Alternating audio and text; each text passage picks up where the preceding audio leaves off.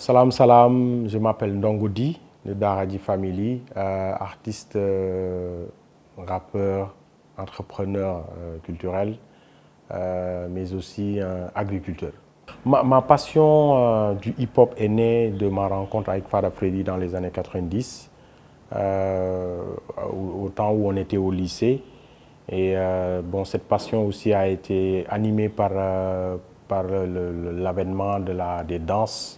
Je me rappelle aussi des premiers films des années 80 comme Break Street 84 qu'on a suivi au cinéma, les premières cassettes qu'on a reçues de nos oncles et de nos frères qu'ils ont ramenés des États-Unis, les premiers clips qu'on a visionnés. Donc ça nous a donné cette passion-là d'aimer cette culture.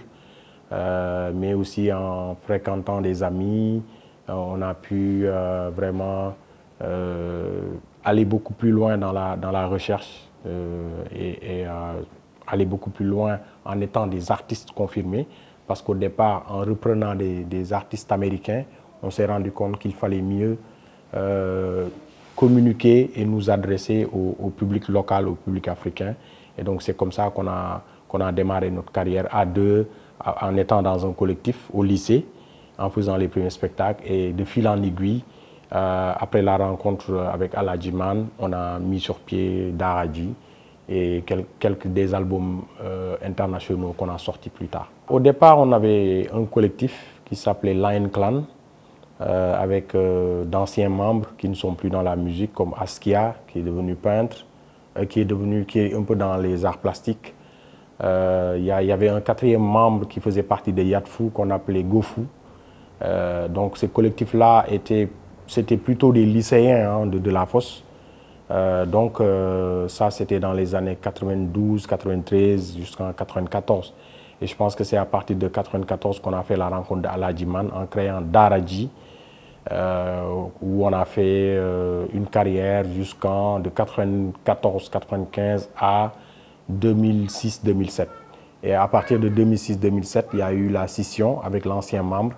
Et c'est là où on a repris avec Daradji Family, avec un band, avec des musiciens sur scène. Je ne dirais pas que je songe à faire une carrière solo, mais je travaille sur des projets solo. Je le fais depuis longtemps, parce que j'ai fait beaucoup de featuring, beaucoup de collaborations, même du temps de Daradji avec d'autres artistes. Je peux citer Wage Bleu, je peux citer, la liste elle est longue, hein, je peux citer Pinal Gang avec qui j'ai fait un featuring. Je peux citer Dip Doundouguis, j'en ai fait pas mal, des collaborations. Et je ne suis pas dans cette logique de me dire, je fais une carrière solo. Mais je ferai un projet que je proposerai au public, mais qui est différent de Daradji, Daradji Family.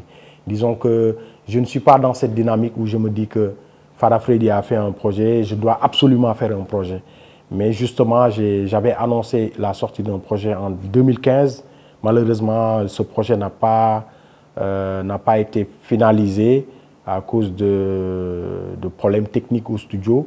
Mais là, j'ai repris ce projet-là, je suis en train de travailler dessus.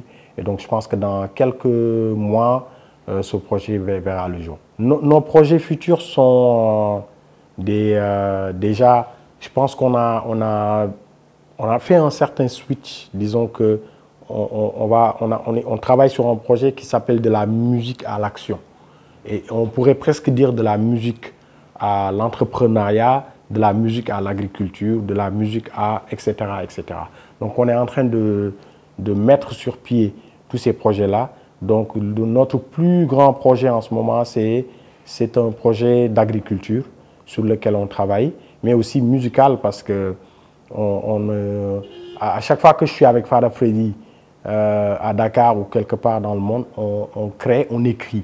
Donc là, d'ici d'ici le début de l'année prochaine, il y aura des nouveaux singles qui vont sortir, certainement, et des nouvelles chansons, des concerts aussi, pas mal de concerts comme d'habitude. Donc on est toujours sur le terrain.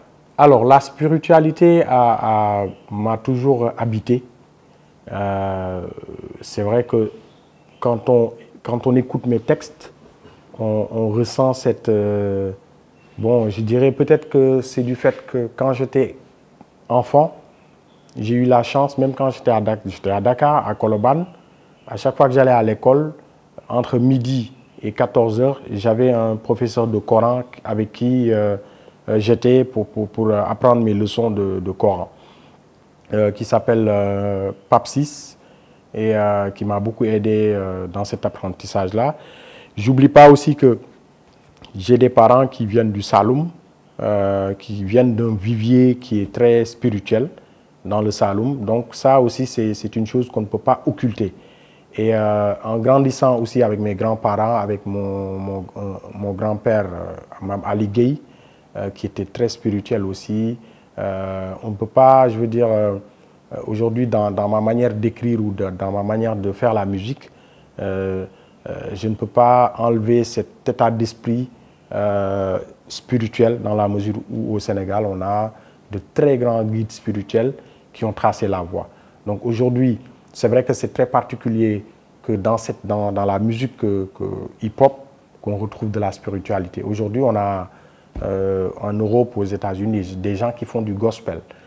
Moi, ma manière de faire de la musique spirituelle, c'est justement en mettant dans les paroles cette identité-là qu'on ne retrouve nulle part ailleurs. Je pense que c'est très particulier au Sénégal. On a eu, je veux dire, cette chance-là d'avoir ces grands guides spirituels qui nous ont appris, hein, qui nous ont permis d'avoir une compréhension à l'identité même africaine de la religion musulmane. Et voilà, tout le monde sait que je suis très fan de tout ce qui est gnose, comme on dit, tout ce qui est spiritualité. Je suis attaché à ça et je suis un éternel apprenant, un éternel talibé, un éternel disciple.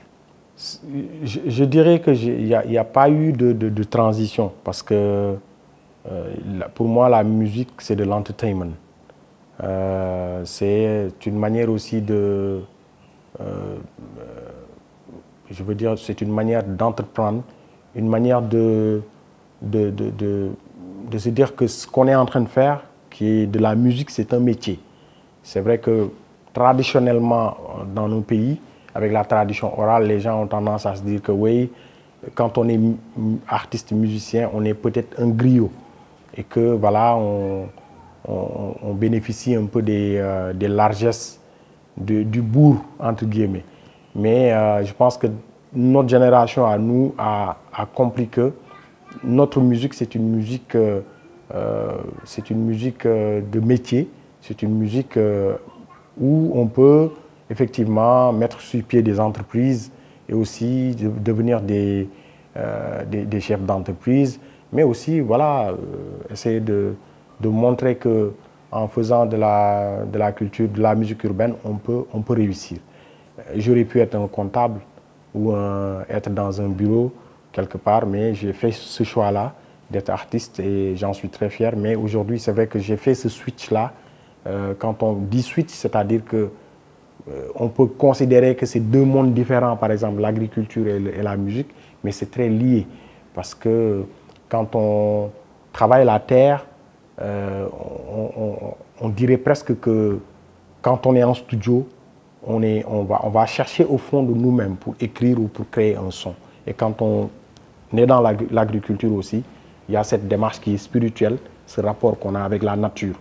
Et donc, du coup, ça nous permet de nous projeter encore plus et aussi d'aller chercher d'autres dividendes qui sont différents de ce qu'on gagnait dans la musique. Parce que je crois que quand on est dans la musique, on est dans le marketing, on fait des spectacles et tout, mais à un moment donné, on arrive à un stade où je pense qu'il faut mettre ses œufs dans différents paniers. Le phénomène de l'exode des jeunes Africains est un phénomène qui presque, bon, je me dis que pendant toute notre carrière, en tant que membre de Daaji à Daaji Family, on a eu à traiter ce thème-là.